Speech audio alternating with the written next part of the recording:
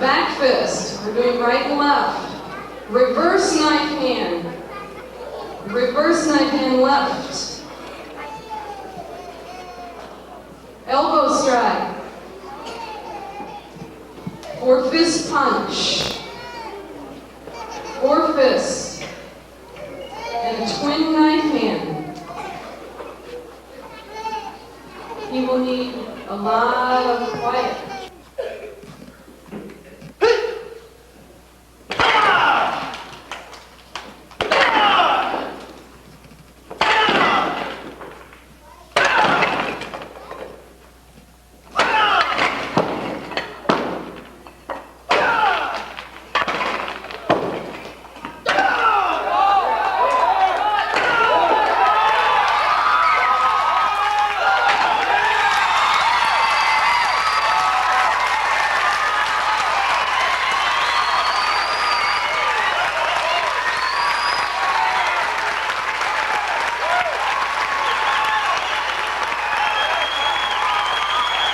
As usual, nothing really new on the first day. However, in the off-season, there was something new and unusual, something that appeared closer to a Bruce Lee movie than a football camp. When Bob Stoll was looking to keep his Tigers loose in the off-season, he turned to the arts. Martial arts, that is.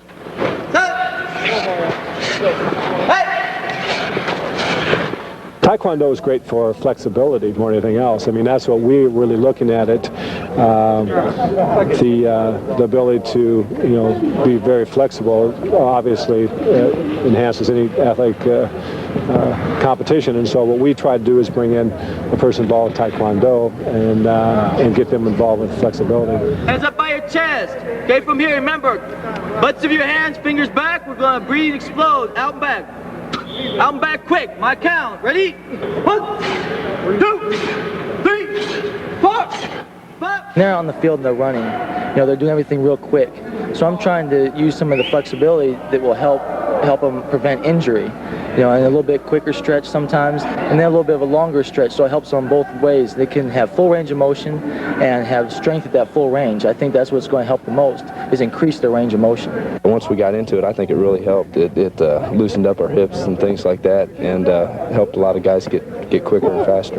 We're keeping away from the kicks. We're keeping away from all the punches. All we're working is flexibility, agility, and breathing. We're working with their breathing, and just be able to relax and use their speed and power when it's necessary. 1, go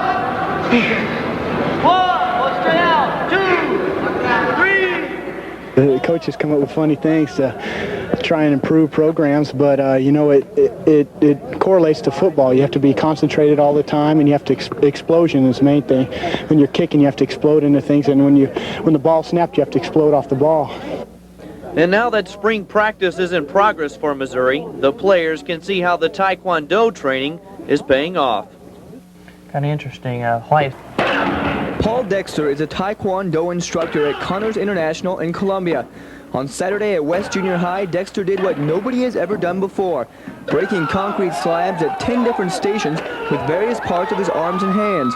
Aside from being an instructor, Dexter is also the national Taekwondo heavyweight champion in fighting and power kicking. He hopes he can be an inspiration to his students. I'm just going to keep on adding to the bricks, the concrete, and just keep on pushing for more. That way I'll help inspire my students and make our school a better school.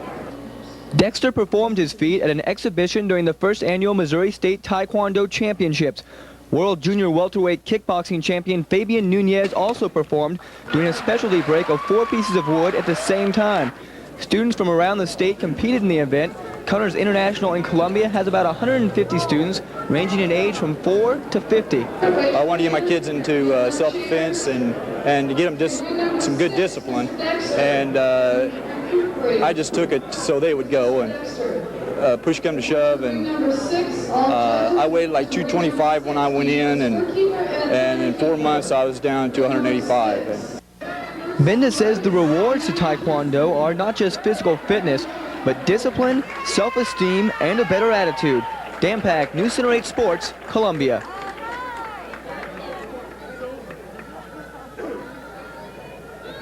Taekwondo team. As News Center 8's Michael Kim tells us, these two taught their opponents a thing or two.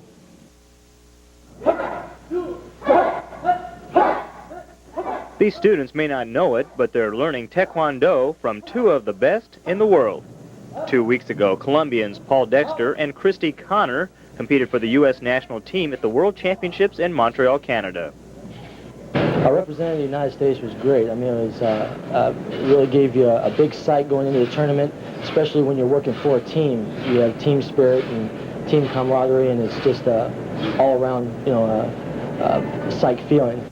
More than 600 athletes from 52 countries competed in the championships, and Dexter was the only American to bring home the gold. When you win first place, no matter what event, you get to hear the national anthem where your flag is to be raised first, and it was a great feeling. The whole team was cheering. It's really unique. It was an emotional experience for the entire 12-member U.S. team, and for one teammate in particular. Well, it brings tears to your eyes. He's been training with me for about 5.5, almost 6 years, and he's very dedicated, he's very hardworking, and he demands a lot out of himself, and I think it certainly showed at this competition. He showed us that he was number one. And while Connor just missed garnering a gold for herself, she did receive an invitation to coach the women's national team in 1992. And if it's up to Christy Connor and Paul Dexter, Taekwondo will be the sport of the 90s. Michael Kim, News Center 8 Sports, Columbia. Truly an art. Yeah, and it's amazing showing you that two martial artists of that caliber are right here in Columbia. They make the world team.